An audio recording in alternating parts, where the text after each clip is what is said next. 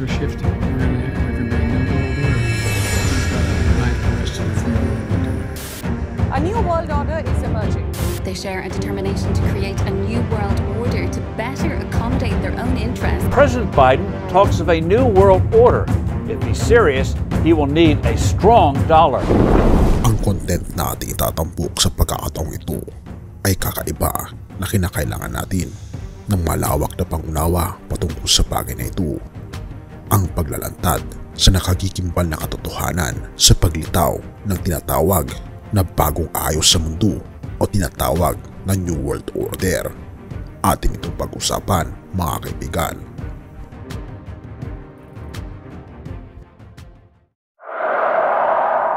Hindi na bago sa ating kaisipan ang patungkol sa New World Order na tinatawag na ito ay iniuugnay sa mga grupo na katulad ng Illuminati at Freemasons na ang New World Order ay matagal nang pinagpaplanuhan mula pa sa panahon ni President Ronald Reagan na napakalaki ng role ng United States patungkol sa bagay na ito dahil makikita rin natin ang mga senyales ng patungkol sa New World Order sa $1 bill.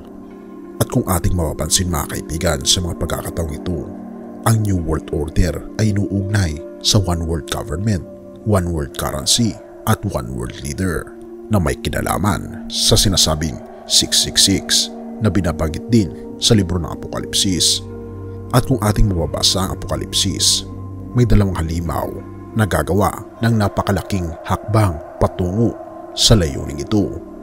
Ang halimaw na mula sa karagatan at ang halimaw na mula sa earth na tinatawag na beast at image of the beast na ito ay inuugnay sa pangkahalatang sistema ng United States of America at maging ng Europa, partikular ang Vatican City. Dahil nakakaroon ngayon ng napakaraming summit, isama pa dito ang World Alliance of Religions, kabilang na rin ang Unity of Religions, ang pagkakaisa ng ekonomiya, ang napakaraming treaty, napakaraming unions ng iba't ibang bansa, mga summit patungkol sa pagkakaisa at peace ang ipinapanukala ngayon sa ating mundo na binabanggit sa banal na kasulatan sa unang Thessalonica 5:3, if they said peace and safety, then sudden destruction will come. Sa likod ng sarado at tinatago sa mga koridors ng kapangyarihan, isang lihim na grupo ng mga maimpluwensyang tao na mahigit pa sa imahinasyon na yaman at kapangyarihan ay nagtakda na ng plano upang itatag ang isang pandaigdigang gobyerno.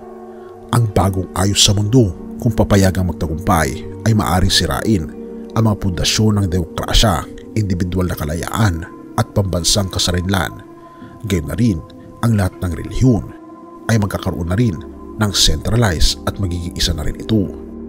Ang mga arkitekto ng nakagigimbal na adyenda na ito ay nag-aangkin na ang isang sentralisadong pandaigdigang otoridad lamang ang makakatugon sa pinakamahalagang isyu ng mundo, pagbabago ng klima, economic inequality at geopolitical na mga konflik. Ngunit ang mga paraan ng kanilang pangangasiwa para makuha ang pandaigdigang pagkakaisa ay kasing nakagigimbal ng mga problema na inaangkin nilang lutasin. Ang mas surveillance at konsepto ng privacy ay nasa ilalim ng panganib habang pinapaigting ang surveillance ng New World Order na isang organisasyon lang ang may hawak nito. Kabilang na dito ang ating mga smartphones na nakikita nila kung ano ang ating ginagawa araw-araw. Alam nila kung ano ang binabrowse mo sa iyong net at subconsciously tayo ay napapasailalim sa kanilang mga kontrol. Bukod dito, binabantay nila ang media na nagbibigay ng malaking impluwensya sa isang propagandang machine sa New World Order. Ang impormasyon ay maingat na inuukit at inalabas upang kontrolin ang narrative at manupulahin ang opinyon ng publiko.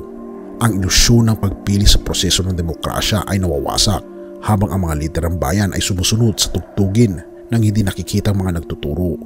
Sa paglipas ng panahon, habang binubura ang malupit na hakbang ng kontrol, ang mundo ay dapat magising sa nakagigimbal na katotohanan ng New World Order na hindi na isang malayong hinaharap na dystopia, kundi isang masamang puwersa na nakakapit sa mismong pundasyon ng ating pag-iral. Ang oras na mag-resist ay narito na, bago ang nakakilabot na pangitain ng bagong ayos sa mundo ay maging isang di maiiwasang katotohanan na kung ating mapapansin mga kaibigan, ang nagkakaisa na relihiyon, mga bansa, ay pinapahinog ang isang lihim na agenda, ang pagkakaroon ng New World Order na makikita natin sa Hollywood. Ang mga pelikula patungkol sa isang sistemang nagkokontrol sa mga tao na katulad na lamang ng Hunger Games, na subconsciously ipinapaabot sa atin ang mga pangyayari sa inaharap at kinokontrol nila ang buong masa na sumunod sa kanila, na ito'y hahantong sa pagpipili kung ang ating susundin ba ay ang batas ng ating Panginoong Diyos o ang batas ng tao.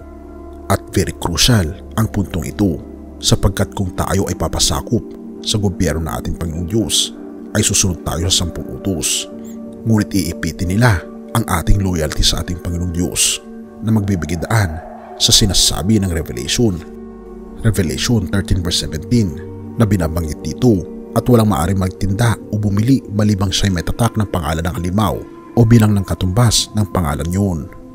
Kaibigan, kailangan natin dito ng karunungan, dahil ang umiiral na Antikristo ay bumabangon upang itatag ang One World Government, ang New World Order. At hindi ito isang hoax, ito ay katotohanan base sa banal na kasulatan. Ang tanong ay, kanino ang iyong loyalty? Sa ating Panginoong Diyos ba o sa mga gawa-gawang batas ng tao na hindi sumasang-ayon sa batas ng Diyos? Nasa iyo ang pagpapasya. Unang mga taga-Tesalonica 5 verse 1-3. Maging handa sa pagdating ng Panginoon. Mga kapatid, hindi na kailangang isulat ko pa sa inyo kung kailan magaganap ang mga bagay na ito, sapagkat alam na ninyo na ang pagdating ng araw ng Panginoon ay tulad ng pagdating na magnanakaw sa gabi. Kapag sinasabi ng mga tao, tiwasay at panatag ang lahat, biglang darating ang sakuna. Hindi sila makakaiwas, sapagkat ang pagdating nito'y tulad ng pagsumpong ng sakit ng tiyan ng isang babaeng manganganak. Kaibigan, ang ating Panginoong Diyos ay malapit nang dumating, na katulad ng isang magnanakaw na hindi natin alam kung kailan ito mangyayari. Ngunit alam natin, mga kaibigan, na malapit na ito, at nawa ang ating loyalty sa pagkapit sa mga batas ng ating Panginoong Diyos ay siyang ating lamang susundin, sapagkat pinabanggit sa John 14 verse 15, kung ako'y inyong iniibig ay susundin niyo ang aking mga utos. Purihin ang ating Panginoong Diyos, at salamat, kaibigan, sa iyong panonood. Tayo'y manalangin. Ama naming banal, mga Panginoon naming Diyos, kami po'y lubos nagpapasalamat sa inyo sa inyong pong pagmamahal sa amin, at ipinapaabot sa amin ang mga katotohanan ito upang maihanda, Panginoon, ang aming mga sarili sa nalalapit na pong pagdating niyo. Tulungan kami, Panginoon, na makita ang mga hangarin ng kalaban na kumakaaway sa inyong batas, at nawa, Panginoon, ay tulungan kaming matugunan ang aming pong pangangailang espiritual na sundin ang inyong mga kagustuhan, lalong higit ang inyong pong batas, sapagkat inyong pong sinasabi na ang tunay na nagmamahal sa inyo ay ang mga tao at mga anak po ninyong sumusunod sa inyong mga kagustuhan, lalong higit ang inyong mga batas. Purihin ang aming Panginoong Diyos, at salamat po sa patuloy na pag-aalaga at paggabay sa amin patungo sa tunay na kaligtasan, kapayapaan at kaligtasan na masusumpungan lamang po namin sa aming Panginoon Jesucristo mula ngayon at magpakailan pa man. Ihanda ang iyong bayan sa malapit na po ninyong pagparito. Patawarin po kami sa lahat ng aming pagkukulang at pagkakasala, pagkat ito aming samutiling sa matamis na pangalan ng aming Panginoong Jesus. Amen.